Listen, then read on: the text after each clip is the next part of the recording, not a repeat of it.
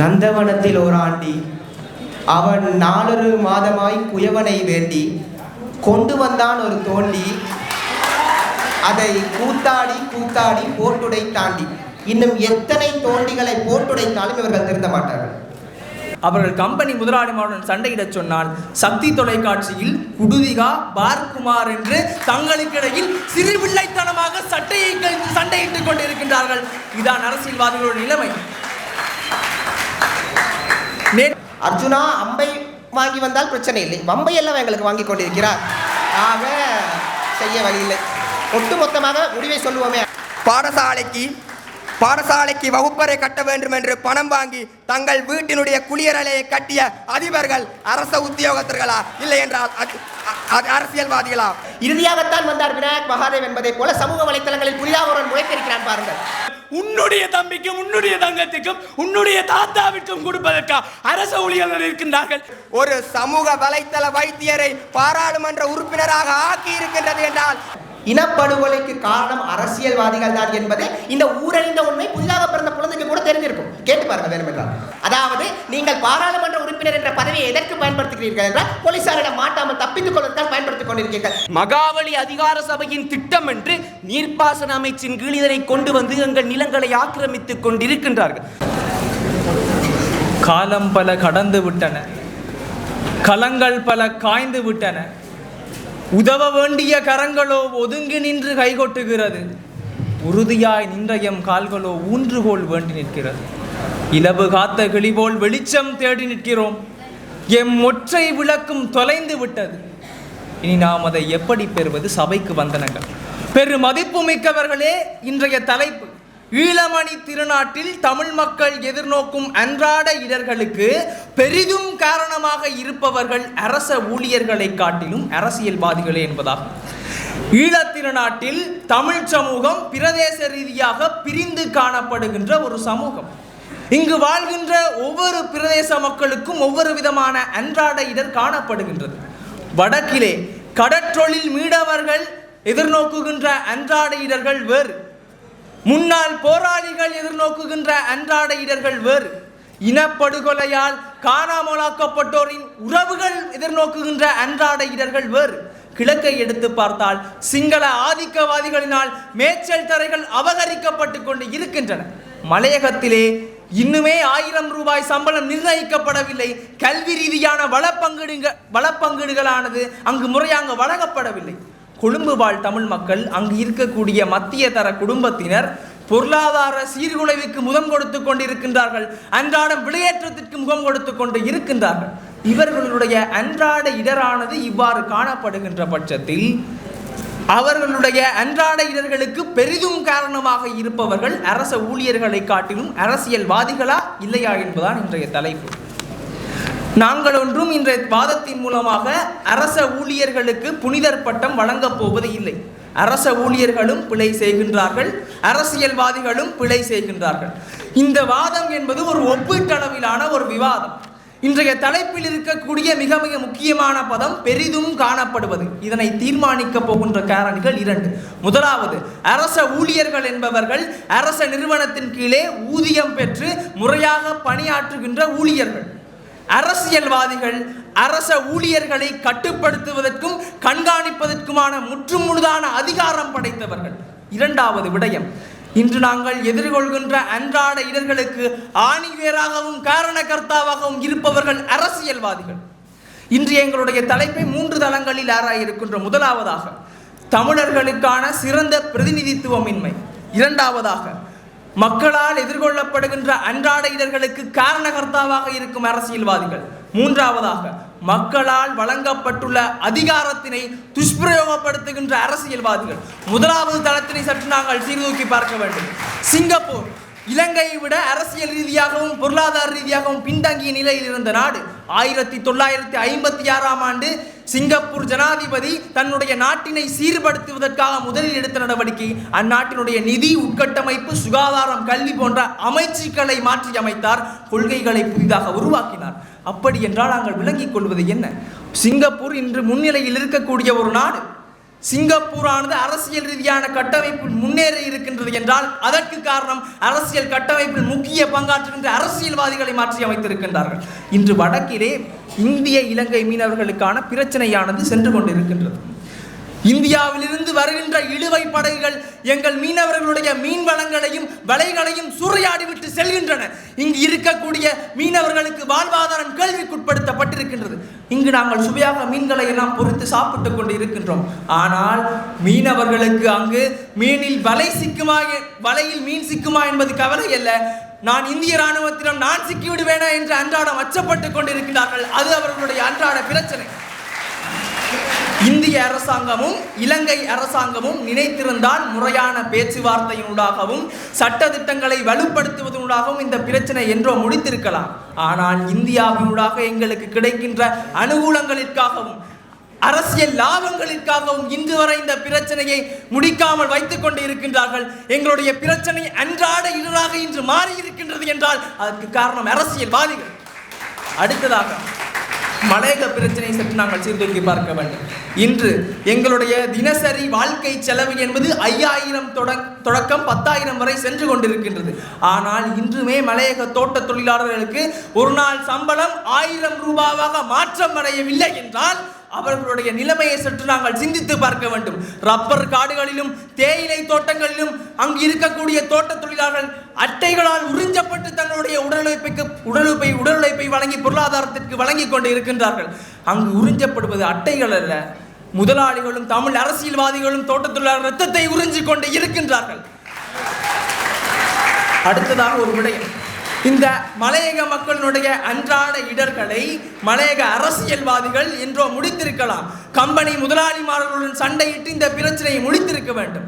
ஆனால் அவர்கள் கம்பெனி முதலாளிமாருடன் சண்டையிடச் சொன்னால் சக்தி தொலைக்காட்சியில் குடுதிகா பார்குமார் என்று தங்களுக்கிடையில் சிறுபிள்ளைத்தனமாக சண்டையிட்டுக் கொண்டிருக்கின்றார்கள். இதான் அரசியல்வாதிகளுடைய நிலைமை. நேற்றைய தினம் ஒரு செய்தியானது வெளிவந்தது. அதாவது அறகலை போராட்டத்தில் பொது சொத்துக்கள் நாசமாகிவிட்டது என அரசியல்வாதிகள் தங்களுடைய சொத்துக்களுக்காக 120 கோடி ரூபாய் அரசாங்கத்திடமிருந்து நட்டஈடாக பெற்றிருக்கின்றார்கள். இது அவர்களுடைய பட்டியல். தங்களுடைய சொத்துக்கள் அழிந்து விட்டது என்று 120 கோடி ரூபாய் சட்டையீடாக வாங்க தெரிந்த அவர்களுக்கு இன்றும் மலையக மக்கள் 10க்கு 10 லயக்குடியிருப்பில் வாழ்ந்து கொண்டிருக்கின்றார்கள்.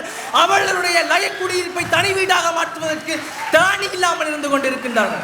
அப்படி என்றால் உங்களுக்கு வந்தால் ரத்தம், எங்களுக்கு வந்தால் தக்காளி சட்னியா என்பதுதான் இன்றைய அரசியல்வாதிகளுடைய நிலைமை. ஆக இறுதியும் உறுதியுமாக கூறிக்கொள்வது இவ்வளவுதான்.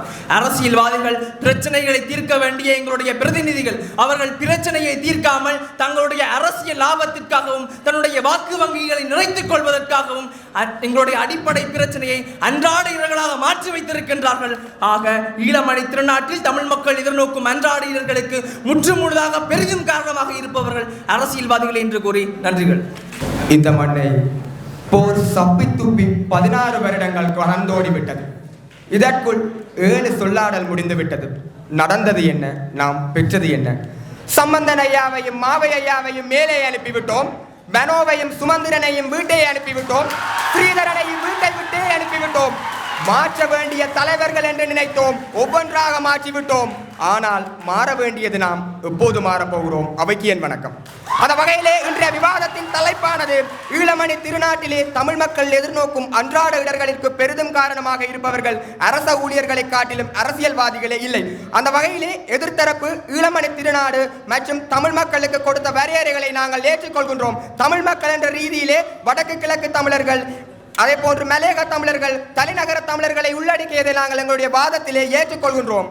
ஆனால் எதிர்த்தரப்பு அன்றாட இடர்கள் என்ற வாதம் இந்த தலைப்பை கையாளுவதை மெருவனே கவனிக்காமல் அந்த அன்றாட இடர்கள் தொடர்பான விளக்கத்தை இந்த அவையிலே கொடுக்காத பட்சத்திலே அன்றாட இடர்கள் தொடர்பான விளக்கத்தை எம் தரப்பில் கொடுத்துக் கொள்கின்றோம். என்னவென்றால், இத்தனை வருட காலம் எங்களின் சிறிய சிறிய பிரச்சனைகள் தீர்க்கப்படாமல் இன்று பூதாகரமான பிரச்சனையாக வந்துள்ளது என்றால், தமிழ் தேசியம் பேசுகின்ற கட்சிகளின் வாக்கு வங்கி உடைந்திருக்கின்றது என்றால், அதாவது என்கனவு யாழ்ப்பாணத்திற்கு 30,000 வாக்குகள் வழங்கப்பட்டதிலிருந்து இன்று தமிழ் தேசியம் பேசுகின்ற கட்சிகள் அரசியல் ஓட்டத்திலேயே இல்லாமல் போயிருக்கின்றது என்றால், அங்கு நாங்கள் இவ்வளவு காலம் மேற்கொண்ட அரசியலை தாண்டிய ஏதோ ஒரு பிரச்சனை இந்த மக்களிடையே இருக்கின்றது.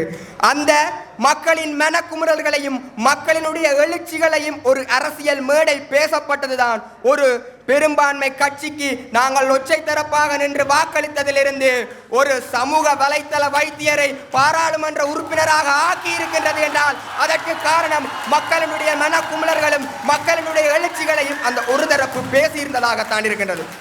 அதனையும் தாண்டி அரச ஊழியர்கள் என்பவர்கள் இந்த தலைப்பிலே மிக முக்கியமான கருதப்பட வேண்டியவர்கள். யார் இந்த அரச ஊழியர்கள்? அரசின் மக்களை நிர்வகிக்க உருவாக்கப்பட்ட கட்டமைப்பு அரசாங்கத்தின் சேவையாளர்கள். மக்களுக்காக சேவை செய்வதற்காக தாபன விதி கோவையின் அடிப்படையிலே சில தத்துவங்களை கொண்டு செயற்படுவர்கள். அவை ஒன்றை கவனிக்க வேண்டும்.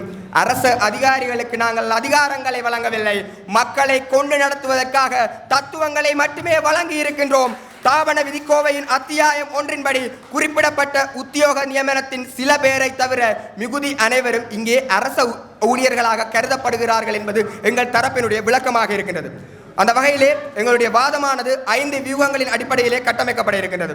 முதலாவது வியூகம் மக்களின் அன்றாட இடர்களும் அரசியல்வாதிகளுக்கு இடையிலான இடைவெளியும் அரச ஊழியர்களின் நெருக்கமும். இரண்டாவது வியூகம் அரசியல்வாதி எனும் கண்துடைப்புக்கு பின்னால் ஒளிந்திருக்கும் அரச உத்தியோகத்தர்கள் அவர்களின் கடமை தவறலும். மூன்றாவது வியூகம் அரசியல்வாதிகளின் 5 ஆண்டு கால வரையறுக்கப்பட்ட காலத்தவணையும் அரச ஊழியர்களின் சாகாவரமும். நான்காவது வியூகம் இனப்பிரச்சனை தீர்ந்தாலும் இந்த அன்றாட பிரச்சனை தீராது. ஐந்தாவது வியூகம் நாட்டின் சட்டவாக்கத்தினால் கொண்டு வரப்பட்ட திட்டங்கள் அரச ஊழியர்களால் தோல்வியடைந்த நிலை என்ற 5 வியூகங்களின் அடிப்படையிலே எங்களுடைய வாதமானது கட்டமைக்கப்பட இருக்கின்றது. அந்த வகையிலே அவையோரே நான் உங்களை பார்த்து சில கேள்விகளை கேட்கின்றேன். உங்களுடைய மனசாட்சியை தொட்டு அந்த கேள்விக்கு உங்களுக்குள் நீங்களே விடை சொல்லிக் கொள்ளுங்கள். ஒரு கிராம சேவையாளரின் கையெழுத்து இல்லாமல் வேலை வாய்ப்பை இழந்த எத்தனையோ பட்டதாரிகள் இங்கே கையொப்பம் இடாமல் சென்ற அந்த கிராம சேவையாளர் ஒரு அரச உத்தியோகத்தரா இல்லையா? இறப்பு சான்றிதழ் உரிய நேரத்தில் கிடைக்கப்படாமல் காப்பீட்டை தவறவிட்ட பெண் முதியவர்கள் இங்கே அந்த காப்பீட்டை கொடுக்க தவறிய பொது சேவை உத்தியோகத்தர்கள் அரச உத்தியோகத்தர்களா இல்லையா? ஈபோசை ஏற்றாமல் போனதால் உரிய நேரத்திற்கு பரீட்சை எழுதாமல் முடியாமல் பரீட்சையோடு கனவையும் தவறவிட்ட மாணவர்கள் இங்கே அந்த ஈபோசா சாரதி அரச ஊழியர். வடக்கிலே ஏற்பட்ட யுத்தத்திலே கணவன்களையும் சகோதரர்களையும் இழந்த எத்தனையோ பெண் சகோதரர்கள் இன்று அரச உதவிகளுக்காக அரச உத்தியோகத்தர்களால் பாலியல் லஞ்சம் கேட்கும் நிலைக்கு தள்ளப்பட்டிருக்கிறார்கள் என்றால் இங்கே அது கேட்கப்பட்ட அந்த அரச உத்தியோகத்தர்களா இல்லையா? அதைவிட முக்கியமான விடயம், இன்று நான் அண்ணன்மார் பேசிக்கொண்டிருக்கும் பொழுது எங்களுடைய பேச்சுக்கு கைதட்டுவதற்கு கூட என் தங்கை வைஷாலியால் முடியாமல் ஏதோ ஒரு மூலையில் அவளை ஒடுக்கி வைத்திருக்கிறது என்றால் அந்த தவறை ஏற்படுத்தியது அரசியல்வாதிகளா அரச ஊழியர்களா? இறப்பதற்கு முன்னரே இறந்து விட்டார் என்று இறப்பை தீர்மானிக்கும் வைத்தியாட்சியர்கள் அரச உத்தியோகத்தர்களா இல்லை என்றால் அரசியல்வாதிகளா? எமக்காக போரிலே கைகளையும் கால்களையும் இழந்த முன்னாள் போராளிகள் அரச வாழ்வாதாரங்கள் இல்லாமல் வறுமையில் விட அந்த சமுத்தி உத்தியோகத்தர்கள் அரச ஊழியர்களா இல்லை என்றால் அரசியல்வாதிகளா? பாடசாலைக்கு வகுப்பறை கட்ட வேண்டும் என்று பணம் வாங்கி தங்கள் வீட்டினுடைய குளியரலையை கட்டிய அதிபர்கள் அரச உத்தியோகத்தர்களா இல்லை என்றால் அரசியல்வாதிகளா? அதனையும் தாண்டி ரோட்டு போடுகின்றோம் என்று மழைக்காலங்களிலே வீட்டுக்குள்ளே குளம் கட்டிய வீதி அதிகார சபை அதிகாரிகள் அரச உத்தியோகத்தர்களா இல்லை என்றால் அரசியல்வாதிகளா? சபையினரே, இந்த கேள்வி நாங்கள் வெறுமனவே மேடைக்காக சொல்கின்றது அல்ல. இந்த அவையில் இருக்கின்ற ஒவ்வொருவரும் இதை நீங்கள் உணர்ந்திருப்பீர்கள். இது வெறுமனவே நாங்கள் கூறுகின்ற 10 பிரச்சனை இல்லை, உங்கள் பலதரப்பட்ட இடங்களில் இருக்கின்ற பல்லாயிரக்கணக்கான பிரச்சனை.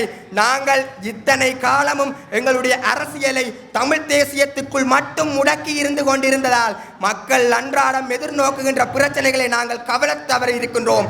யாரோ ஒரு அரசியல்வாதியை காலங்காலமாக குற்றம் சாட்டி எங்களை நாங்களே பரிசீலிப்பதற்கும் எங்களை நாங்களே மாற்றிக்கொள்வதற்கும் அந்த மாற்றம் ஒன்று எங்களிடமிருந்து வர வேண்டும் என்ற நிலையை ஏற்படுத்துவதற்கும் தவறி இருக்கின்றோம். இந்த அவை அந்த மாற்றத்தை ஏற்படுத்தும் என்பதற்காக எனது அப்பா அம்மா இல்லை என்ற சகோதரர்கள் எல்லாம் வேலை செய்து கொண்டிருந்தாலும் அவர்கள் எல்லாம் அரச உத்தியோகத்தர்களாக இருந்தாலும் எனது எதிர்கால கனவு கூட அரச உத்தியோகத்தராக பெற வேண்டும் என்றிருந்தாலும் அதனை நேர்மையாக இந்த சமூகத்திற்கு அந்த அரச உத்தியோகத்தர் கொடுக்க வேண்டும் என்பதற்காக இந்த சொல்லாடல் 2025 அவையில் யாழ்ப்பாணம் இந்து கல்லூரி பேசிக் கொண்டிருக்கிறது கூறி விடைபெறுகிறேன். நன்றிகளாயிரம். மாவட்ட ஒருங்கிணைப்பு குழு கூட்டம். ஜனாதிபதி கேட்கிறார், வீதி அபிவிருத்திக்கு உங்களுக்கு எவ்வளவு நிதி வேண்டும்? பொறுப்பதிகாரியினுடைய பதில், அச்சோ, மாகாணத்திடம் கேட்க வேண்டும், நான் திணைக்களத்திற்கு உரியவன்.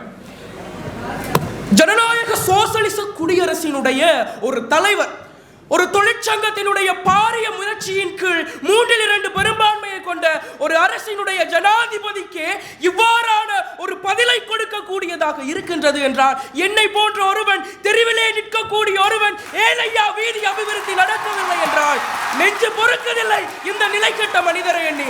அவைக்கு என்னுடைய வந்தனங்கள். சகோதரர்களை, ஒன்றை மாத்திரம் புரிந்து கொள்ளுங்கள்.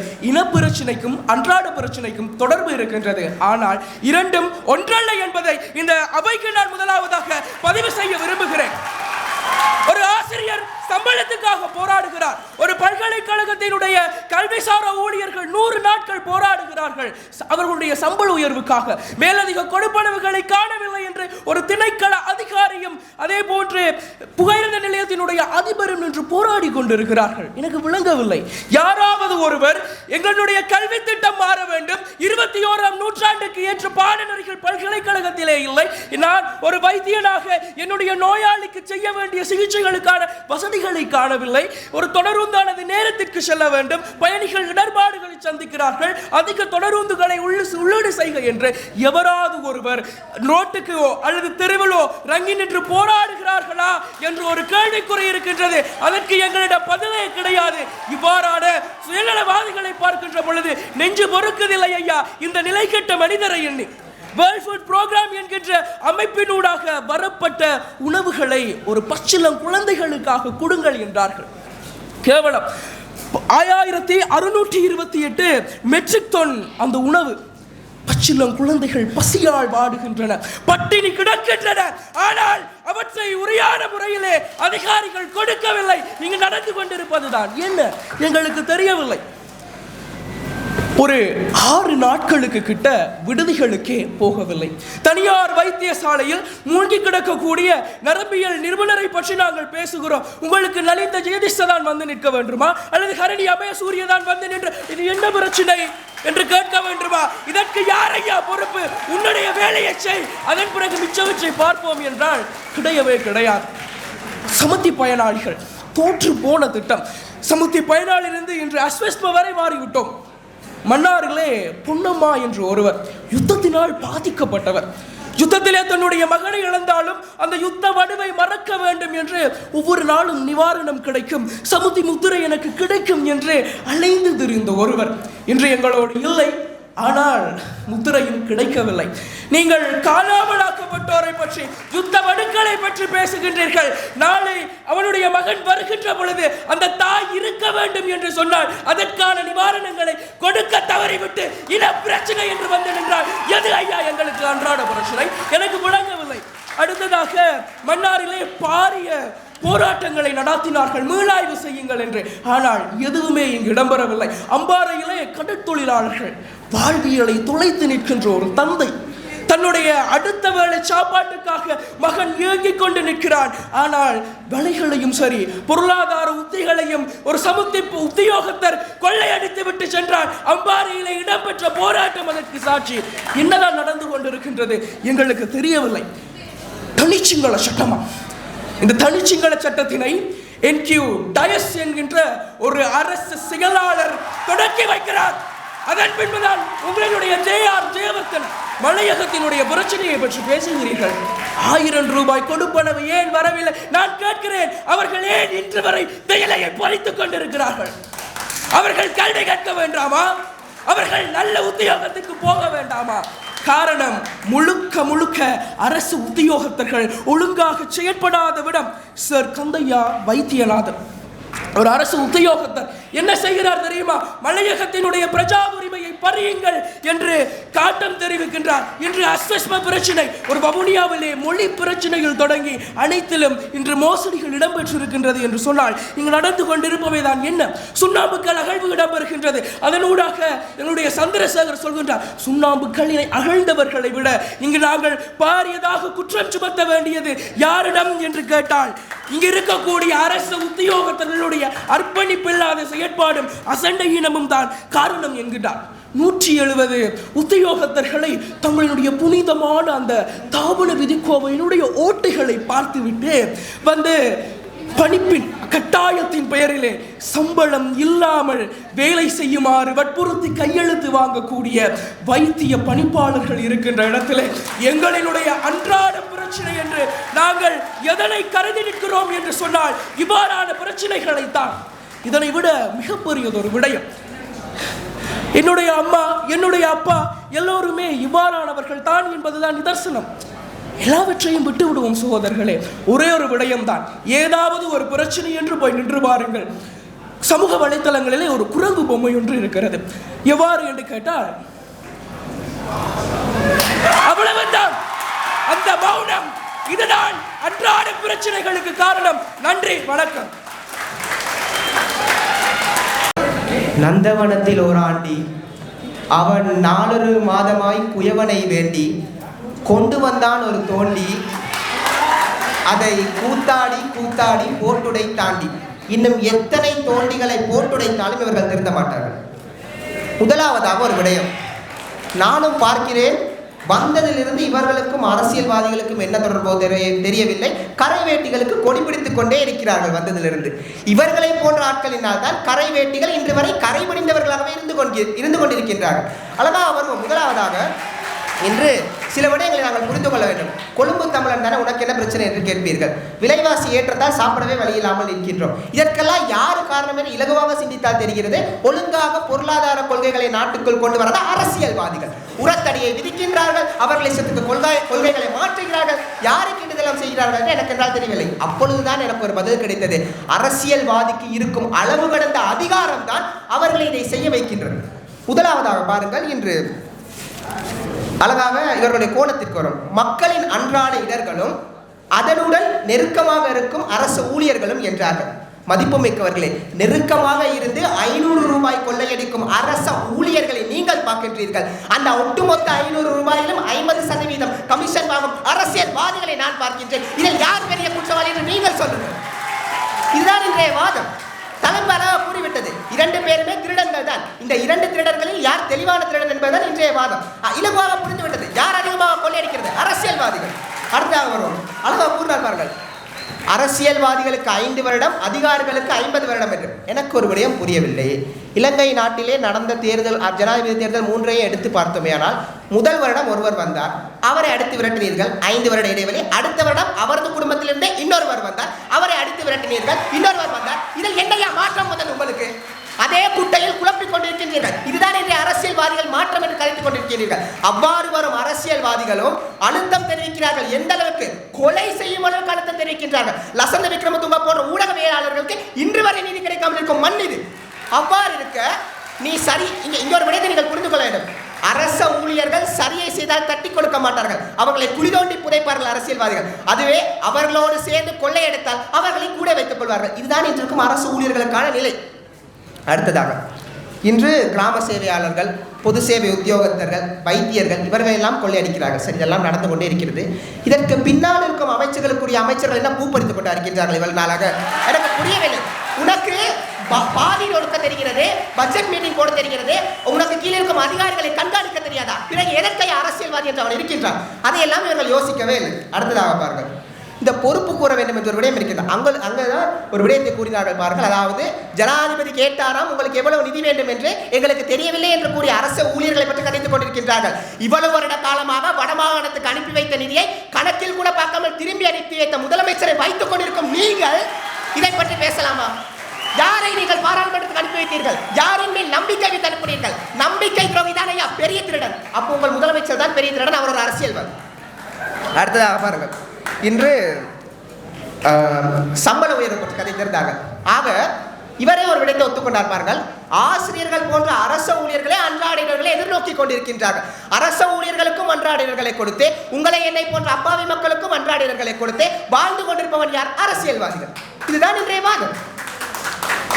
அடுத்தது, மலையக மக்கள் பற்றி கேட்டிருந்தோம். என்ன கேட்டோம்? இவ்வளவு காலம் ஏன் பிரச்சனையை தீர்க்கவில்லை என்று கேட்டோம். அழகா கேட்கலாம், நீங்கள் ஏன் இன்னும் தேயிலை பிடுங்கிக் கொண்டிருக்கிறீர்கள் என்று.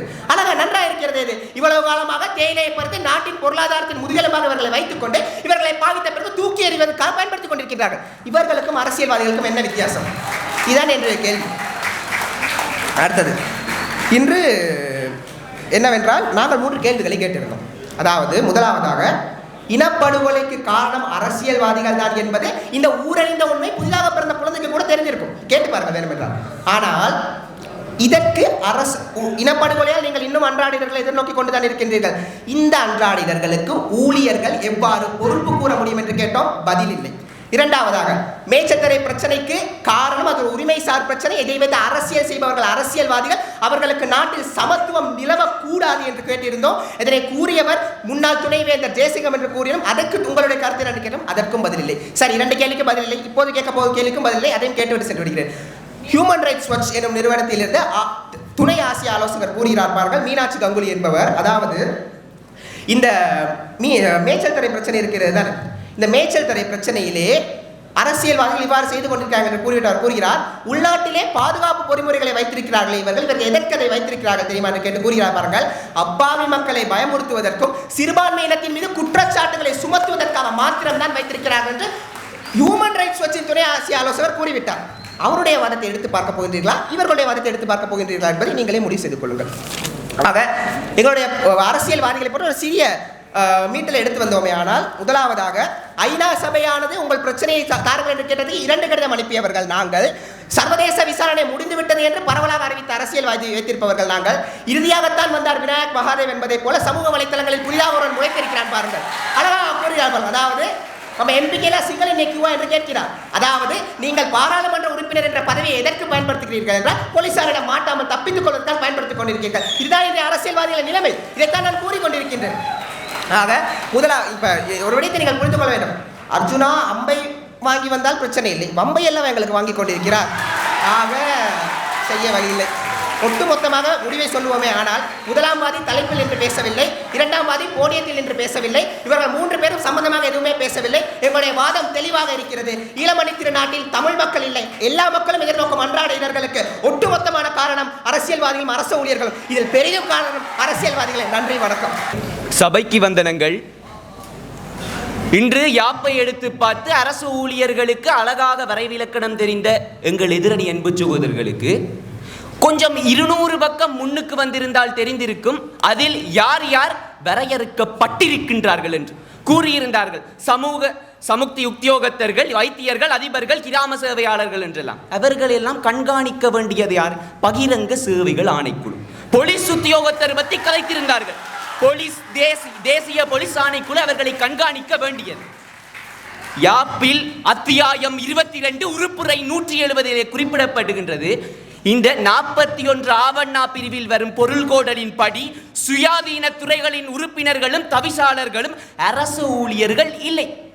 ஆனால் அவர்கள் பொறுப்பு கூற வேண்டியது யாரை? பாராளுமன்ற உறுப்பினர்களை. பாராளுமன்ற உறுப்பினர்கள் யார்? உங்கள் அரசியல்வாதிகள். ஒட்டுமொத்தத்திலே எடுத்து பார்த்தோமே என்றால் ஒரே குட்டைக்குள் தான் இவர்கள் குதிரையோட்டி கொண்டிருக்கின்றார்கள். மீண்டும் மீண்டும் ஒரே விடயத்திற்குத்தான் வந்து கொண்டிருக்கின்றது. உங்கள் அரசியல்வாதிகள் தான் அடிப்படை வேர் பிரச்சனை. அதனை புரிந்து கொள்ளுங்கள். அடுத்ததாக எங்கள் தரப்பு வாதத்தை எடுத்து பார்த்தீர்கள் என்றால் இன்று சிறந்த பிரதிநிதித்துவம் இன்மை மாத்திரம் எங்களுக்கு பிரச்சனை இல்லை ஐயா. எங்களுக்கு அன்றாடம் பிரச்சனைக்கு காரணமாக அமைந்து கொண்டிருப்பதே இந்த அரசியல்வாதிகள். 1956 தனிச்சிங்கள சட்டத்தில் ஆரம்பமாகி தெற்கை குளிர்வூட்ட வடக்கை ரணங்களால் எரிக்க வேண்டும் என்று ஜேஆர் பகிரங்கமாக பரவலாக்கி 30 ஆண்டு காலமாக நாங்கள் போராடி எங்கள் அன்று தொடங்கிய ஒடுக்குமுறைகளை இன்று நாங்கள் இனப்பிரச்சனையாக எங்கள் நெஞ்சிலே சுமந்து கொண்டிருக்கின்றோம். காணி உரிமை வேண்டும், காணாமலாக்கப்பட்ட உறவுகள் வேண்டும், எங்கள் முன்னாள் போராளிகளுக்கு நீதி வேண்டும் என்று எங்களை உடலளவிலும் உளவியலிலும் பாதிக்க வைத்தது யார்? அதை இன்று வரை நீடிக்க வைத்தது யார்? உங்கள் அரசு ஊழியரா இல்லை அரசியல்வாதிகளா? அவையோரை உங்களுக்கு அனைவருக்கும் தெரிந்த உண்மை, யார் இதற்கு தவறு செய்திருக்கின்றார்கள் என்று. வந்தாரை வாழ வைக்கும் தமிழர்களுக்கே என்று வாழிடம் இல்லாமல் இருக்கின்றது என்றால் அவ்வளவிற்க சிங்கள அரசியல்வாதிகள் இன்று அதிகாரம் மிக்க ஆக்கிரமிப்புகள் செலுத்திக் கொண்டிருக்கின்றார்கள். பௌத்தமயமாக்கம் என்ற போர்வையில் பார்க்கும் இடமெல்லாம் பௌத்தமயமாக்கம். வடக்கிலும் கிழக்கிலும் சிங்களவர்களின் ஆதிக்கம் தலை தூக்கி கொண்டிருக்கின்றது. குருந்தூர் மலையிலே, வெடுக்குநாரி மலையிலே, வெடியரசன் கோட்டையிலே, ஆதிசிவன் கோயிலிலே என தொடங்கி இன்று தண்ணி முறிப்பு, தென்னை மரவடி, திரியை, வெறுகள் போன்ற விவசாய காணிகளை ஆக்கிரமித்துக் கொண்டிருக்கின்றார்கள் இந்த சிங்கள பேரினவாதிகள். இன்று விவசாயிகளாக இருக்கின்றவர்களின் பொருளாதாரம் பாதிக்கப்பட்டு கொண்டிருக்கின்றது. காணி உரிமைகளாக இருக்கின்ற அவர்களுக்கு தங்கள் பூர்வீக நிலங்களை அபகரித்துக் கொண்டிருக்கின்றார்கள். தாங்கள் தாய்நாட்டிலா வாழ்கின்றோம் என்ற பிரச்சனை ஏற்பட்டு கொண்டு அந்த அச்சம் உருவாகின்றது என்றால், இன்று அவர்களுக்கு அந்த அன்றாட பிரச்சனை உருவாகி இருக்கின்றது என்றால் காரணம் யார்? அங்கு சிங்கள பேரினவாதிகள் தொல்பொருள் ஆய்வு என்ற போர்வையிலே நடத்தி கொண்டிருக்கின்ற ஆட்டம். இன்று அவ்வாறுதான் எங்கள் காணிகள் சூறையாடிப்பட்டு கொண்டு வருகின்றது. அடுத்ததாக வடக்கில் மாத்திரமில்லை, கிழக்கில் மேச்சல் தரை பிரச்சனைகள் காணப்பட்டு கொண்டிருக்கின்றது. மயிலத்தமடு, மாதவனை போன்ற பிரதேசங்களில் சிங்கள ஆக்கிரமிப்பாளர்கள் ஆக்கிரமித்துக் கொண்டிருக்கின்றார்கள் மேச்சல் தடைகளை. இன்று கால்நடைகளை கொன்று குவித்துக் கொண்டும் போல் விவசாயிகளை வைத்துக் கொண்டு காணிகளை வென்றெடுத்துக் கொண்டும் இருக்கின்றார்கள். காரணத்தை எடுத்து பார்த்தால், உயர் நீதிமன்றத்தால் ஏற்கனவே 2013ஆம் ஆண்டு அது எங்களுடைய காணிகள் என்று ஏற்கனவே சொல்லிவிட்டார்கள். அதையும் மீறி இன்று மகாவலி அதிகார சபையின் திட்டம் என்று நீர்ப்பாசன அமைச்சின் கீழ் இதனை கொண்டு வந்து எங்கள் நிலங்களை ஆக்கிரமித்துக் கொண்டிருக்கின்றார்கள். துமிந்த திசாநாயக, காமினி விஜிதமுனி, சமல் ராஜபக்ச, ரோஷான் ரணத்துங்கண்டி எத்தனையோ பேர் நீர்ப்பாசன அமைச்சர்களாக மாற்றம் பெற்று விட்டார்கள். அப்படி இருந்தும் இந்த பிரச்சனையை யாரும் கண்காணிக்கவில்லை என்றால் யார் பொறுப்பு? உங்கள் அரச ஊழியர்களா இதற்கு பொறுப்பு? நீங்களே பதில் கூறுங்கள். உங்கள் மனச்சாத்தியை தொட்டு சிந்தித்து பாருங்கள். கூறுகிறார் பாருங்கள், முன்னாள் கிழக்கு பல்கலைக்கழக துணைவேந்தர் பேராசிரியர் ஜெயசிங்கம் அவர்கள், இந்த உரிமைக்கான பிரச்சனை ஐயா இன்று நீங்கள் வெறுமனே தரை பிரச்சனை என்று நினைத்துக் கொண்டிருப்பீர்கள். இது எங்களுக்கான உரிமை பிரச்சனை. நாட்டில் சமத்துவம் இருக்கக்கூடாது என்பதற்காக சிங்கள பேரினவாதிகளும் அரசியல்வாதிகளும் செய்து கொண்டிருக்கின்ற திட்டமாக காணப்பட்டு கொண்டிருக்கின்றது. அவரே கூறிவிட்டார், இன்று இந்த பிரச்சனைக்கான அடிப்படை காரணமாயிருப்பது இவர்கள். அவ்வாறு இருக்க எந்த வகையில் அரசியல் ஊழியர்கள் இதுக்கு காரணமாயிருப்பார்கள் என்று தயவு செய்து நிறுவுங்கள். அடுத்தபடியாக, இன்று அரசியல்வாதிகள் பிரச்சனையை மட்டும் உருவாக்கவில்லை. இன்று சரியாக வேலை செய்து கொண்டிருக்க எத்தனையோ ஊழியர்களுக்கு அழுத்தங்களை தெரிவித்துக் கொண்டும் இருக்கின்றார்கள். இன்று அரசியல் அமைப்பின்படி நீதித்துறை ஒரு சுயாதீனமாக செயற்பட வேண்டிய துறை. ஆனால் இன்று 2013ஆம் ஆண்டு சிராணி பண்டாரநாயக்க அவர்கள் தனிப்பட்ட பிரச்சனைக்காக அந்கால ஜனாதிபதியானவர் அவரை குற்றப்பிரேரணை வைத்து தூக்கி அனுப்பினார். இன்று அவர்கள் பதவி விலகி இருக்கின்றார்கள்.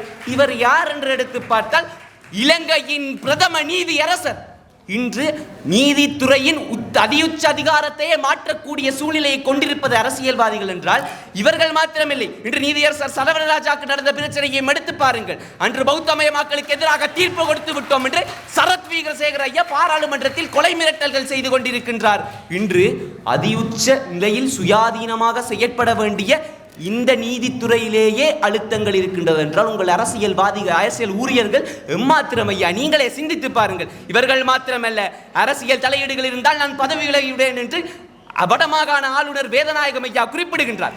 அரசியல் தலையீடுகள் இல்லாத கொள்கை உருவாக்கமே எனக்கு தேவை என்று மத்திய வங்கியின் ஆளுநர் நந்தலால் வீரசேகர குறிப்பிடுகின்றார் என்றால் பிரச்சனையை உருவாக்குவதும் நீங்கள் தான், அதை வைத்து அரசியல் செய்வதும் நீங்கள் தான், அதை தட்டி கேட்டு சரியானதாக மாற்ற வேண்டும் என்று வந்தால் அவர்களை நசுக்கி எழுப்புவதும் நீங்கள் தான். இறுதியிலே எடுத்து பார்த்தால் உங்களுக்கு அரசியல் ஊழியர்களுக்கு தான் குறை கூற வேண்டி இருக்கின்றது. கொலை செய்தான் கொலைகாரன் என்றார்கள், கொள்ளையடித்தால் கொள்ளைக்காரன் என்றார்கள், பெண்ணை இம்சித்தால் காமுகன் என்றார்கள். இவை அனைத்தையும் செய்தால், தரமாக செய்தால் அவன்தான் ஐயா அரசியல்வாதி. இன்று அவ்வாறு தான் இருக்கின்றது எங்கள் அரசியல் களம். ஒட்டுமொத்தமாக எங்கள் அன்றாட பிரச்சனைக்கு வித்தாகவும் அமைந்து கொண்டிருக்கின்றார்கள். அதை வைத்து அரசியல் செய்யும் சொத்தாகவும் அமைந்து கொண்டிருக்கின்றார்கள். நன்றி. அரசு அதிகாரிகளே, இழந்தவர்களுக்கும் இழப்பீடுகளுக்கும் உங்களிடம் கணக்கில்லை. வைத்தியமின்றி இருமிச்சாவதில் சிறப்பும் இல்லை. இதற்குள் அரசியல்வாதிகளோடு விளையாடி கொண்டிருக்கின்றீர்கள். அதோடு நமக்குள்ளே உள்ள எதிரி அவனுடைய நரம்பிலே இருந்து கொடியேற்ற வேண்டும், அவனை கிள்ளி எறிய வேண்டும் என்பதுதான் எங்கள் தரப்பு வாதமாக இருக்கின்றது. எங்களுடைய வாதம் உங்களை இணைப்பதாகத்தான் இருக்கின்றது. ஆக அவைக்கு என்னுடைய வந்தனங்கள். ஆரம்பத்தில் இருந்து வருகின்றேன். முதலாவதாக இவர்களுடைய முதலாவது வாதி இனப்பிரச்சனையை பற்றி வரையறுக்கவே இல்லை. இவர்கள் சொன்ன வாதம் என்ன தெரியுமா? இவர்கள் வடக்குக்கு என்ன சொன்னார்கள்? வடக்கு தமிழர்களுக்கு மீனவ பிரச்சனை தான் இருக்கிறது. அடுத்ததாக கிழக்கு தமிழர்களுக்கு மயிலத்தமடுவிலே இருக்கின்ற பிரச்சனை மட்டும்தான் பிரச்சனை என்றவாறு கலைத்து சென்றிருந்தார்கள். இதை தாண்டி மலையக தமிழர்களிலே அவர்கள் கொழுந்து பறித்துக் கொண்டிருக்கிறார்கள் என்று சொன்னார்கள். இப்பொழுது இவர்கள் இந்த மாயை எவ்வாறு உருவாக்கி இருக்கின்றார்கள், இந்த மாயைக்கான காரணங்களை நான் ஒவ்வொன்றாக சொல்லுகின்றேன் பாருங்கள். இவர்கள் சரி இனவாதம் கலைத்தார்கள், இனவாதத்தின் ஊடாக இவ்வாறான பிரச்சனைகள் வருகின்றன என்று சொல்லுகின்றீர்கள். முதலாவது இனவாதமும் படுகொலையும் அன்றாட பிரச்சனை அல்ல என்பதை நீங்கள் புரிந்து கொள்ளுங்கள். இவர்களுக்கு பாடசாலையிலே ஆசிரியர்கள் ஒன்று படிப்பதும் தனியார் நிறுவனங்களிலே ஆசிரியர்கள் ஒன்று படிப்பதற்கும் இனப்பிரச்சனை காரணம். அதே நேரம் நீங்கள் உங்களுடைய அதாவது கிராம சேவை உத்தியோகத்திடம் சென்று ஒரு பதிவிட கடதாசி வாங்குவதற்கு இனப்பிரச்சனை தான் காரணம்.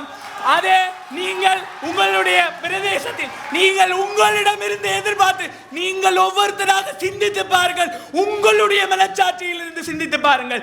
நீங்கள் ஒரு பிரதேச செயலகத்தில் நின்று ஒரு டாக்குமெண்டை எடுக்க வேண்டும் என்பதற்காக 6 நாட்கள் காத்திருக்க வேண்டும் என்றால் இனப்பிரச்சனை காரணம். ஆக இவர்களுடைய ஒவ்வொரு வாதத்திற்கும் வருவோம். இவர்கள் 3 கேள்விகளை கேட்டதாக சொன்னீர்களே, ஆக நீங்கள் சொல்லுகின்றீர்கள் அரசியல் இனப்படுகொலை நடைபெற்று முடிந்துவிட்டது. ஆக அந்த நடைபெற்று முடிந்த அந்த இனப்படுகொலையினால் வாழ்வாதாரம் இழந்து இன்று இருக்கும் குடும்பத்திற்கு சமர்த்தியை வழங்காமல் உன்னுடைய தம்பிக்கும் உன்னுடைய தங்கத்திற்கும் உன்னுடைய தாத்தாவிற்கும் கொடுப்பதற்கா அரச ஊழியர்கள் இருக்கின்றார்கள். என்னடாப்பா உனக்கு சொன்னதை சொல்லாததை செய்யாவிட்டால் பிரச்சனை இல்லை. உனக்கு யாப்பிலே சொல்லி இதை இன்னாருக்கு குடு என்று சொல்லி கொடுக்கப்பட்டிருக்கிறது, அதே உன்னால் கொடுக்க முடியவில்லை. இதற்குள் சொல்லுவது மேலதிகாரி விட மாட்டான் இனப்பிரச்சனை. ஏனென்றால் இனப்பிரச்சனைக்குள்ளே தானே நாங்கள் வாழ்ந்து கொண்டிருக்கின்றோம். ஆக அதுதான் இவர்களுடைய மிகப்பெரிய பிரச்சனையாக இருக்கிறது. அடுத்ததாக பாருங்கள், இவர்களுடைய தரப்பு கேட்ட முதலாவது கேள்வி மேய்ச்சல் தரை நிலங்களுக்கு நான் அதிலே தான் இருக்கிறார்கள். சரி, அதற்கு பதில் கூறிவிடுவோம். மயிலத்தமடு மேய்ச்சல் தரைக்கு சுமந்திரன் ஸ்ரீநேசன் ஆகியோர் போராட்டங்கள் செய்திருக்கின்றார்கள். ஆனால் நீங்கள் ஒன்றை விளங்கிக் கொள்ளுங்கள், நாங்கள் எங்களுடைய வாக்குகளை செலுத்தி அனுப்பும் பாராளுமன்ற உறுப்பினர்களை காட்டிலும் எங்களுடைய அரசியல்வாதிகள் தோற்று போன அரசியல்வாதிகள் போராட்டம் செய்வதை காட்டிலும், ஆனால் அவர்கள் எங்கே போராட்டம் செய்தார்கள் என்றால் ஒரு அரசாங்க அதிபரினுடைய அலுவலகத்திற்கு முன்பு. ஏனென்றால் அரசாங்க அதிபருக்கு அதற்குரிய அதிகாரம் இருக்கிறது. காணியை பற்றி தெரிந்தீர்கள், காணி உங்களுடைய அன்றாட பிரச்சனை, சொந்த காணியிலே வாழ முடியாது இருக்கின்றது என்று சொல்லியிருந்தீர்கள். முதலாவது போய் படித்து விட்டு வாருங்கள். காணி ஒரு பிரதேசத்திற்கு உட்பட்ட காணியை ஒருவருக்கு ஒருவர் வழங்க வேண்டும் என்றால் அதற்கு ஜனாதிபதி அப்பு ராசாயனுக்கு குடு என்று சொல்ல தேவையில்லை. நீங்கள் உங்களுடைய அதாவது கிராம சேவையாளரும் அதற்கு மேற்பட்ட அரசாங்க அதிபரும் இருந்தாலே போதும், அவர்கள் நிலைத்திருந்தால் செய்திருக்கலாமே. அடுத்த பிரச்சனை இந்த அரசாங்க வேலையில் இருக்கின்ற சௌகரியங்கள். இப்படி படித்தும் அரசாங்க ஊழியத்துக்கு வந்துவிடுடா தம்பி என்று சொல்லுகின்ற எம்மவர்கள் இருக்கின்றார்கள். அந்த வகையிலே இவர்கள் சொல்லி இருக்கிறார்கள். இப்பொழுது நான் கூறுகின்றேன், 2023ஆம் ஆண்டு சொல்லாடலை ஞாபகப்படுத்தலாம் என்று நினைக்கின்றேன். 2023 சொல்லாடலிலே குறிப்பிடப்படுகிறது, IMF குறிப்பிடுகிறது, இன்று அதிக அளவிலான அரசு உத்தியோகத்தர்களுக்கு சும்மா சம்பளம் கொடுத்து கொண்டிருக்கின்றோம் என்று. ஆக சும்மா இருந்து சம்பளம் வாங்குவதற்காக வருகிறார்கள். நான் ஒருவரின் மீதும் பிழை சொல்லவில்லை, நான் அரசியல் தலைவர்களை பிழை சொல்வதற்காக வரவில்லை. சிந்தியுங்கள் மக்களே, நான் என்னுடைய அப்பா, தங்கை, அம்மா அனைவரையும் பற்றி சொல்லுகின்றேன். உங்களில் இருந்து உங்கள் பிரச்சனைகளை பற்றி கதைப்பதற்காக இவர்கள் ஒன்று கூறியிருந்தார்கள். அது மிக மிக உண்மை. அதாவது இப்படி பேசிக்கொண்டிருப்பவர்கள் தான் அரசியல்வாதிகளை கரைபடிய வைக்கிறார்கள் என்று அதைத்தான் சொல்லிக் கொண்டிருக்கின்றேன். அரசு ஊழியர்களாக இருக்கக்கூடிய நாங்கள் எங்களுக்கு செயற்படுத்தப்படும் அதிகாரங்களையும் அவ்வாறு ஊழல் நடைபெறுகின்ற போது அதை வெளிப்படுத்துகின்ற அதிகாரத்தையும் எங்களுக்கு தரப்பட்டிருக்கின்றது. அதை தந்து நீங்கள் செயற்படுத்துங்கள். அவ்வாறு செயற்படுத்திய பல பேரை சொல்லி ஒன்றை மட்டும் சொல்லி நிறைவு செய்கின்றேன். நீங்கள் அவ்வாறு தான் அரசாங்கத்தை மாற்றினீர்கள். அரசாங்கத்தின் ஊழியர்கள் என்ன சொல்லுகிறார்கள் தெரியுமா? முதலாவது, நாட்டை மாற்றி அமைப்பதற்கு அரசு அதிகாரிகள் எதிர்ப்பு கூறுகிறார் சுனில் ஹந்தனேத்தி அமைச்சர். அதாவது நீங்கள் சொல்லுகின்ற அழுத்தம் இருந்திருந்தால் கிழித்து தொங்க விட்டு வேண்டியதுதானே, உங்களால் முடியும் என்றால் செய்திருக்க வேண்டியதுதானே இதுகளை எல்லாம். அடுத்ததாக பாருங்கள், அரசு அதிகாரிகள் மக்களை அலக்களித்து ஏமாற்றுவதை எங்களால் பார்த்து கொண்டிருக்க முடியாது. NPP MP ஆக இருக்கக்கூடிய ஆதம் பாபா இதனை விட இலங்கையினுடைய 2வது அதிகாரம் கொண்ட பிரதமர் சொல்லுகின்றார், சேவைக்கு வருபவர்கள் அழுது கொண்டு செல்கின்றார்கள் என்று ஊடக சந்திப்பிலே சொல்லுகின்றார். சேவையாளர்கள் நேர்மையாக இருப்பதில்லை என்று. ஆக எனக்கு விளங்கவில்லை. காலங்காலமாக இருக்கின்ற இனப்பிரச்சனைகளுக்கு நாங்கள் இருக்கின்ற அன்றாட பிரச்சனைகளுக்கும் உங்களுடைய அன்றாட தேவைகளுக்கும் இடப்பிரச்சனை அரசியல்வாதிகள் அவர்கள் தான் மேலே இருக்கிறார்கள், அவர்கள் தான் எங்களை தடுத்துக் கொண்டிருக்கின்றார்கள் என்ற பிம்பத்தில் இருந்து வெளியே வாருங்கள். அரச ஊழியர்களே, உங்களால் முடியும். நன்றி. எனக்கு ஒன்று விளங்கிவிட்டது என்னவென்றால், எதிர்த்தரப்பு கொழும்பிலே பஸ் ஏறுவதற்கு முதல் யாரோ சொல்லியிருக்கிறார்கள், சொல்லாடல் மேடையில் அரசியல்வாதிகளை பற்றி என்ன பிரச்சனை என்றாலும் அரசியல்வாதிகளை பற்றி கழுவு, நடுவர்கள் மார்க்ஸ் போட்டு விடுவார்கள் என்று. சகோதரர்களே, யதார்த்தத்தை பற்றி கதைக்காமல் நீங்கள் வெறுமனவே எல்லா பிரச்சனைகளுக்கும் அரசியல்வாதிகளை பற்றி கழுவுவது அங்கே பின்தரப்பில் இருப்பவர்களின் கைதட்டலுக்கு வேண்டுமென்றால் காரணமாக இருக்கலாம். ஆனால் இந்த யதார்த்தத்துக்கு அது அடிப்படையாக இருக்குமா என்று கேட்டால் அதைத்தான் இந்த தலைப்பு ஆராய்கின்றது என்பதை இந்த அவை ஒரு கணம் விளங்கிக் கொள்ள வேண்டும். ஒரே ஒரு விடயம் தான் என்னவென்றால், நாங்கள் ஹர்ஷத் மெஹராவை கவனித்த நாங்கள் அதற்குள் இருக்கின்ற லக்கி பாஸ்கர்களை கவனிக்கவில்லை என்பதுதான் எங்களுடைய வாதமாக இருக்கின்றது. அரசியல்வாதிகள் என்ற போர்வைக்குள்ளே சிக்கிக்கொண்டு அரச அதிகாரிகள் செய்கின்ற அட்டூழியங்களை நாங்கள் இங்கே கதைக்க வந்தால் நாங்கள் எங்கள் தரப்பு மக்களுக்கு எதிரிகளாம் என்று இந்த எதிர்த்தரப்புகள் இங்கே அவையிலே முன்வைக்கின்றார்கள். அந்த வகையிலே எங்களுடைய தரப்பின் வாதங்களிலே நாங்கள் வரையறுக்கின்ற பொழுது அன்றாட இடர்கள் என்றால் என்ன என்பவற்றை நாங்கள் வரையறுத்திருந்தோம். ஆனால் எதிர்த்தரப்பு அன்றாட இடர்களிலே இனப்பிரச்சனை தொடர்பாக வரையறுக்காமல் 2வது 3வது விவாதிகள் இனப்பிரச்சனையை பற்றி மட்டுமே கதைத்து இந்த வாதத்தை முன்னெடுத்திருந்தார்கள். நாங்கள் அன்றாட இடர்கள் என்று எதனை வரையறுத்தோம் என்றால், இன்று இந்த அரசியல் களத்திலே ஏற்பட்ட மாற்றம் இந்த மக்களினுடைய குமுலர்களும் மக்களினுடைய எழுச்சிகளையும் எதையோ ஒன்று சொல்ல வருகின்றது. நீங்கள் கூறியது போல இனப்பிரச்சனை தான் எங்களுடைய அன்றாட பிரச்சனை என்றால் இன்று தமிழ் தேசிய கட்சிகள் தான் இங்கே வாக்குகளை பெற்றிருக்க வேண்டும். அதே போன்று பெருந்தேசியவாதம் பேசுகின்ற கட்சிகள் தான் இங்கே இலங்கையிலே வாக்குகளை பெற்றிருக்க வேண்டும். அதனையும் தாண்டிய ஏதோ ஒரு பிரச்சனை இந்த சபைக்கும் இந்த மக்களுக்கும் இந்த சமூகத்துக்கும் இருக்கின்றது. அதுதான் அந்த அன்றாட பிரச்சனைகள். நாங்கள் எத்தனையோ உதாரணங்களை கூறியிருந்தோம். அவர்கள் கூறியிருந்தார்கள் எல்லாத்துக்கும் அரசியல்வாதிகள் தான் காரணம் என்று. நான் போய் ஜிஎஸ்டியிடம் சைன் வாங்குவதற்கு சுமந்திரன் ஐயாவும் ஸ்ரீதரன் ஐயாவும் தான் காரணம் என்றால், அவர் எனக்கு சைன் வைத்து தராமல் இருப்பதற்கு காரணம் என்றால் சுமந்திரன் ஐயா ஸ்ரீதரன் ஐயா மட்டுமல்ல, அவர்களுடைய பிள்ளைகளையும் சேர்த்து அரசியல்வாதிகள் ஆக்கினால் மட்டும்தான் முடியும். நாங்கள் எங்களுடைய பிரச்சனைகளை கண்டெடுப்பதற்கு பின்னர் எதற்கையா ஒவ்வொரு ஆணைக்குழுக்கள் என்று நியமித்து அதனூடான அரசு அதிகாரிகளை நியமித்து எங்களுடைய பிரச்சனைகளை பற்றி நாங்கள் பேசிக் கொண்டிருக்கின்றோம். அந்த வகையிலே நாங்கள் அரச ஊழியர்கள் என்ற வரையறையில் அரசின் மக்களை நிர்வகிக்க உருவாக்கப்பட்ட கட்டமைப்பான அரசாங்கத்தின் சேவையாளர்கள் என்று வரையறுத்தோம். மக்களுக்காக சேவை செய்வதற்காக தாபன விதி கோவையின் அடிப்படையில் சில தத்துவங்களை கொண்டு செயற்படுவார்கள். தாபன விதி கோவையின் அத்தியாயம் 1 குறிப்பிடப்பட்ட உத்தியோகர்களை தவிர மிகுதி அனைவரும் அரச உத்தியோகத்தர் என்று நாங்கள் கூறியிருந்தோம். அவர்களுக்கு வெறுமனே அங்கே வழங்கப்பட்டிருப்பது தத்துவங்கள். ஆனால் இன்று அரசு அதிகாரிகள் செயற்படுவது தாங்கள் ஏதோ அதிகாரம் மிக்கவர்களாகத்தான் இங்கே செயற்படுகிறார்கள். அவர்களுக்கு என்ன பிரச்சனை இல்லை என்றால், இங்கே ஒரு வைத்தியசாலையிலே கட்டில்கள் ஒழுங்காக இருக்கின்றன, நோயாளர் பராமரிப்பு ஒழுங்காக இருக்கின்றதா என்பதை பற்றி கதைப்பது பிரச்சனை இல்லை. ஏதோ இந்தியா பாகிஸ்தானுக்கும் இடையில் போர்டர் இருப்பது போல பாதுகாப்பு அதிகாரிகளை வாசலில் உறுதிப்படுத்துவதை மட்டும்தான் அவர்கள் செய்து கொண்டிருக்கிறார்கள். ஒரு அவசரத்திற்கு வருகின்றவனுக்கு அந்த விளக்கத்தை ஏதும் கொடுக்காமல் அவர்களை அங்கே புறந்தள்ளுகின்ற செயற்பாட்டை தான் அவர்கள் இங்கே செய்து கொண்டிருக்கிறார்கள். அவையோர்களே, இந்த கருத்தை நீங்களும் ஒப்புக்கொள்வீர்கள் என்று நினைக்கின்றேன். இன்று அரச திணைக்களங்களிலும் அரசாங்க ஊழியர்கள் கடமையாற்றுகின்ற கடமையகங்களிலும் ஒழுங்காக இயங்குவது என்றால் மின்விசிறிகளும் குளிரூட்டிகளும் தான். அங்கே ஒருவன் சைன் வாங்க போகணும் என்றால் எத்தனை தரம் அவன் காத்திருக்க வேண்டிய நிலைமைக்கு நாங்கள் தள்ளப்பட்டிருக்கின்றோம். அதைத்தான் எங்களுடைய வாதத்தின் 5 வியூகங்களாக நாங்கள் முன்வைத்திருந்தோம். மக்களின் அன்றாட இடர்களும் அரசியல்வாதிகளுக்கு இடையிலான இடைவெளியும் அரச ஊழியர்களின் நெருக்கமும். 2வது வியூகம், அரசியல்வாதி எனும் கண்துடைப்புக்கு பின்னால் ஒளிந்திருக்கும் அரச உத்தியோகத்தர்களும் அவர்களின் கடமை தவறலும். 3வது வியூகம், அரசியல்வாதிகளின் 5 ஆண்டு கால வரையறுக்கப்பட்ட காலத்தவணையும் அரச ஊழியர்களின் சாகாபரமும். 4வது வியூகம், இனப்பிரச்சனை தீர்ந்தாலும் அன்றாட பிரச்சனை தீராது. 5வது வியூகம், நாட்டின் சட்டவாக்கத்தால் கொண்டு வரப்பட்ட திட்டங்கள் அரச ஊழியர்களால் தோல்வியடைந்த நிலை என்ற 5 வியூகங்களின் அடிப்படையில் எங்களுடைய வாதத்தை நாங்கள் முன்வைத்திருந்தோம். நீங்கள் கூறுகின்றீர்கள் இனப்பிரச்சனை தான் எங்களுடைய முக்கியமான பிரச்சனை என்றால், நாளைக்கே உங்களுக்கு தனிநாடு வருகின்றது. நாளைக்கே உங்களுக்கு தனிநாடு வருகின்றது என்றால் நான் போய் 1 மணி நேரத்திலே ஜிஎஸ்டியினுடைய சைனை பெற்றுவிட்டு வர முடியுமா? இல்லை என்றால் அரச ஆவணங்களையும் அரச கடமை திட்டங்களை நாங்கள் எடுத்துக்கொண்டு வர முடியுமா என்பதை இந்த அவையிலே நாங்கள் கேள்விகளாக முன்வைத்திருக்கிறோம். சகோதரர்களே, அரசியல்வாதிகள் வெறுமனவே அவர்களை ஒன்றிணைக்கின்ற ஒரு தரப்பு. இன்று இங்கே காணி ஒன்று வர வேண்டும் என்றால் அதற்கு அத்தனை அரச அதிகாரிகளினுடைய கையொப்பம் இல்லாமல் அந்த காணிகள் இங்கே வர முடியாது. நீங்கள் ஊழல்களை பற்றி பேசியிருந்தீர்கள், அரசியல்வாதிகளோட ஊழலை என்று. ஒரு திரைசகரியில் இருந்து வருகின்ற பணம் அந்த அமைச்சினுடைய செயலாளரையும் அதற்கு கீழ் இருக்கின்ற அதிகாரிகளையும் தாண்டி எவ்வாறு ஒரு அரசியல்வாதியால் கொள்ளையடிக்க முடிகின்றது? நீங்கள் உங்களுடைய பயிற்சி பைகளை நிரப்பிக் கொள்வதற்காக அதே அரசியல்வாதிகளுடன் துணை நிற்கின்ற செயற்பாட்டை எதிர்த்தரப்பு விளங்கிக் கொள்ளவில்லை. அதனையும் தாண்டி அரசியல்வாதிகளை தாண்டி அரச உத்தியோகத்தர்கள் மிகவும் சக்தி வாய்ந்ததாக இருப்பதற்கு காரணம் அவன் படித்தவன் அல்ல.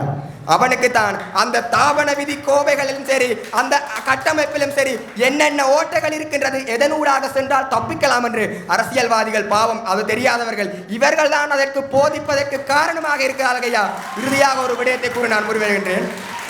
அவர்கள் எங்களுடைய வடக்கு கிழக்கிலே எங்களுடைய மீனவ பிரச்சனை தொடர்பாக பேசியிருந்தார்கள். இராணுவத்திடம் மாட்டுப்படுகின்றார்கள் என்று. நீங்கள் தானேயா ஒரு பயங்கரவாத குழுவையே அழித்ததென்று உங்களுடைய யுத்த வெற்றிவாதத்திலே கூறிக்கொண்டிருந்தீர்கள். ஒரு கடற்படை இருந்த, விமானப்படை இருந்த, காலாட்படை இருந்த ஒரு பயங்கரவாத அமைப்பை நீங்கள் தடுத்தர் என்றீர்கள். ஒரு எங்களுடைய கடல் பரப்பிலே இருக்கின்ற எங்களுடைய கடல் பரப்புக்கு சொந்தமாக இருப்பதில் ஒரு இராணுவம் பெறுகின்ற பொழுது உங்களால் மட்டுமே தடுக்க முடியாமல் இருக்கின்றது. அந்த பாதுகாப்பு செயலாளருக்கு அங்கேயா முடிவெடுக்க போகாமல் இருக்கின்றது. சகோதரர்களே, நீங்கள் காலங்காலமாக இந்த மேடைகளை கழுவியூத்தி பாவம் அந்த ஆட்டோக்கார தம்பிகள் போல எங்களுடைய அரசியல்வாதிகளை கழுவி கொண்டிருக்கிறீர்கள். ஆனால் அதனையும் தாண்டி உள்ளே அடிப்படையில் மாற வேண்டிய நீங்கள் மட்டுமல்ல, எங்கள் தரப்பிலும் எங்கள் வீடுகளிலும் இருக்கிற அரச ஊழியர்கள் ஒவ்வொருவர்களும் எதற்கும் ஆமா போடாமல் அந்த வேலைகளை மக்களின் நினைவு கொண்டு செய்வார்களாக இருக்கின்றால் இந்த கிளீன் ஸ்ரீலங்கா எங்களுடைய அரச உத்தியோகத்தர்களில் இருந்தே தொடங்கும் என்று கூறி விடைபெறுகிறேன். நன்றிகளாயிரம். தீபாவளிக்கு தீர்வு வரும் என்றார்கள். பொங்கல் விழாவுக்கு நடிகைகள் வந்தார்களே ஒழிய தீர்வு இன்னும் வரவில்லை. வடமாகாண சபைக்கு வந்த நிதியினை அப்படியே திருப்பி அனுப்பினார் வடமாகாண முதலமைச்சர். ஆனால் கர்ணமகாராசரை போன்று விதவைகளுக்கு வாழ்வளிப்பேன் என்று பார் லைசன்ஸ்களை வாரி வழங்குகின்றார். இது மட்டுமல்ல, மலையக மக்களுக்கு 1000 ரூபாய் சம்பளம் கிடைக்கவில்லை என்றால் தீக்குளிப்பேன் என்று வடிவேல் சுரேஷ் அவர்கள் பகிரங்கமாக பேட்டி அளிக்கின்றார். அவர் இன்று வரை இறந்த பாடில்லை. இதிலிருந்து புலப்படுவது என்னவென்றால், இந்த அரசியல்வாதிகளினுடைய நிலைமைகளை அறிந்துதான் எங்களுடைய தமிழ் இளைஞர்கள் சென்ற பாராளுமன்ற தேர்தலிலே புதிய பாராளுமன்ற உறுப்பினர்களை பாராளுமன்றத்துக்கு அனுப்பி வைத்தார்கள். எங்களுடைய தமிழ் இளைஞர்களுக்கு தெரிந்த விடயம் இந்த 3 பள்ளி மாணவர்களுக்கு தெரியவில்லை. அடிப்படை பிரச்சனை இங்குதான் இருக்கின்றது. அழகாக கூறினார் பாருங்கள், இனப்பிரச்சனை தான் எங்களுடைய அன்றாட இடர் என்றால் தமிழ் தேசிய கூட்டமைப்பு வெற்றி பெற்றிருக்க வேண்டும் என்று நான் முதலில் கூறியவாறு இன்றைய அரசியல்வாதிகளுடைய நிலைமை அறிந்து இன்று தமிழ் தேசிய கூட்டமைப்பானது வெற்றி பெறவில்லை. இதுதான் அடிப்படை காரணம். அடுத்த அழகாக கூறுகின்றார் பாருங்கள், இந்த வாதத்தினுடைய கதாநாயகன் இந்த 3ஆம் விவாதி தான். அழகாக கூறினார் பாருங்கள், இனவாதம் என்பது அன்றாட பிரச்சனையா என்று கேட்டிருந்தார். எனக்கு 5 கேள்விகள் இருக்கின்றது. முதலாவது, அரசாங்கத்தால் பிடுங்கப்பட்ட காணிகள் அனைத்தும் தமிழர்களுக்கு வழங்கப்பட்டு விட்டனவா?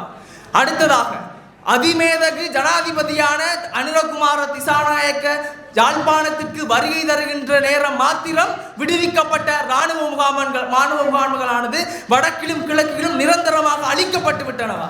மூன்றாவது, சேனல் 14 மூலமாக கிளம்பிய சர்ச்சைகள் அனைத்திற்கும் நீதி கிடைத்து விட்டனவா? இந்த 3ற்கும் விடையானது ஆம் இல்லை என்றால் ஒரு விடயத்தை நாங்கள் புரிந்து கொள்ள வேண்டும்.